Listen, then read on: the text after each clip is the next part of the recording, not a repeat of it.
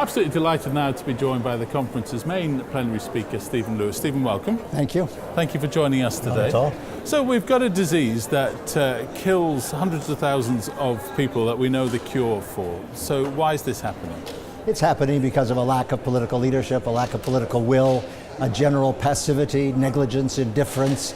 Most of the people who resist social change should be charged with crimes against humanity, to tell you the truth. So what should governments be doing? Governments should be embodying the latest TB drugs, which do work well with drug-susceptible TB. They should be giving all of the resources that are necessary to develop the drugs for multi-drug resistant tuberculosis. They should be implementing the programs. I just spent some time earlier today with the children's TB people. 1 million kids are living with tuberculosis, and we can certainly have a new compound which kids can take and keep them alive. I mean, this is a struggle for life. I've never understood in my adult life how indifferent the world can be to people struggling for survival. So is this a question of north and south, rich and poor? Is this the developed world and developing world? Well, What's not entirely, this? because what's interesting about TB is that the burden, the largest burden, is in China, India, Indonesia, Brazil, Nigeria, South Africa. I mean, some of these countries are middle-income countries which have significant budgets and could be doing a great deal more with domestic internal funding. It is north and south in the sense that if this were a contagion of this size in Europe or in North America, you can be damn sure it would have been solved by now.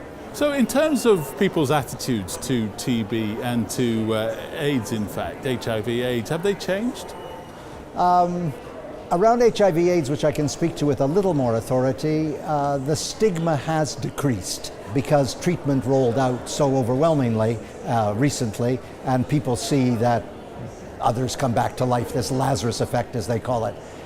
With tuberculosis, I get the sense that there's still a great deal of stigma and discrimination and perplexity and bewilderment about the nature of the disease, and a surprise at how severe it can be. That it could kill almost 2 million people a year is rather like a revelation to the world.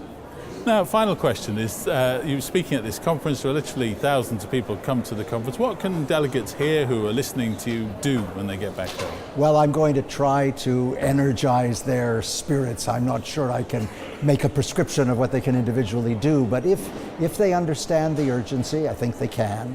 And if they recognize that just over the horizon there is the possibility of a real breakthrough on the drugs, on the diagnostics, on the treatment, then if that can emerge during the course of the conference, it will be exhilarating. Well, thank you ever so much for joining us. We appreciate your time. My pleasure.